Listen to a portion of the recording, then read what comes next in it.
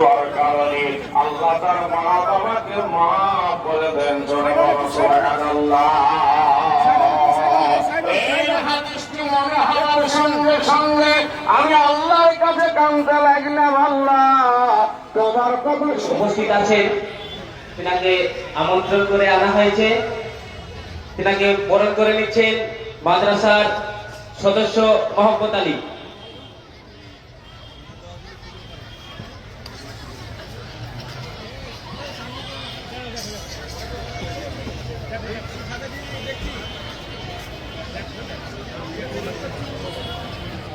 আমি শুধু এটুকুই বলবো যে আমরা আজকে বাংলার মুসলিম সমাজ সব দিক দিয়ে আমরা অবহেলিত, বঞ্চিত, লাঞ্ছিত, অপমানিত হয়ে আমাদেরকে চলতে হয়। আমাদের থেকে যারা কম সংখ্যায়, অমুসলিমদের মধ্যেই অনেক সংখ্যা আছে, অনেক বিভাজন আছে, তারা কিন্তু তাদের অধিকারটা বুঝে পাচ্ছে। কিন্তু আমরা আমাদের অধিকারটা আমাদের ঐক্যবদ্ধ না থাকার জন্য, আমরা এক কথায় মুসলমান, তারা আমাদের কোরআনকে সম্মান করাই আমাদের মূল কাজ।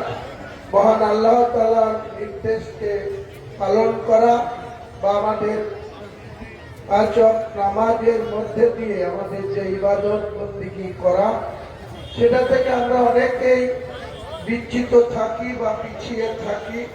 তাই আমাদের পবিত্র কোরআনের যেসব বক্তব্য, সেই জায়গা থেকে আমরা অনেক সময় কোরআন শুনি, কোরআন পড়ি, কোরআনের যে সমস্ত আলেম সাহেবরা এরকম জালসা মাহফিলে কোরআনের আয়াতকে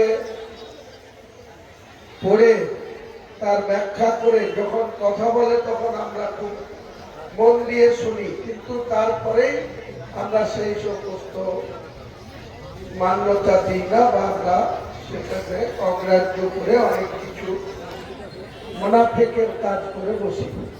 তাই পবিত্র ইসলাম ধর্মাবলম্বী মানুষ হিসাবে, ইসলাম ধর্ম মানুষের সর্বস্তরের মানুষের কাছে এটাই বলবো, আমরা আমাদের ধর্মকে শক্তিশালী রাখা মানে আমরা কোনো অমুসলিমের বিরোধিতা করা নয়। অমুসলিমরা তাদের ধর্মচারণ করবে, আমরা তাদের প্রতি শ্রদ্ধাশীল থাকবো, কিন্তু আমাদের ধর্মের প্রতি আমরা যেন পূর্ণাঙ্গ আস্থাশীল থাকি। মহান আল্লাহ তাআলা যেন আমাদেরকে সেটাই হিদায়াত দেন। আমি এটুকুই আপনাদের কাছে, ধরে এরকম জালসা হয়, মাহফিল হয়, তো আজকে সেখানে আমাকে যেতে হবে, তাই আপনাদের কাছে আমি বেশিক্ষণ সময় দিতে পারছি না বা বসে থাকতেও পারবো না।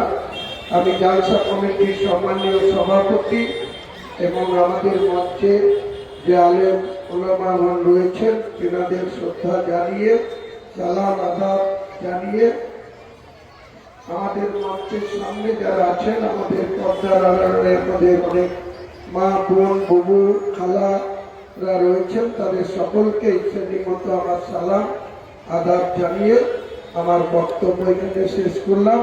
এবং আমার পক্ষ থেকে আমি আপনাদের এই জালসাতে 20,000 টাকা নগদ দান করার কথা বলে আপনাদের সকলকেই আমার পক্ষ থেকে সালাম আদাব জানিয়ে আপনাদের কাছ থেকে আমি বিদায় করছি। আসসালামু আলাইকুম।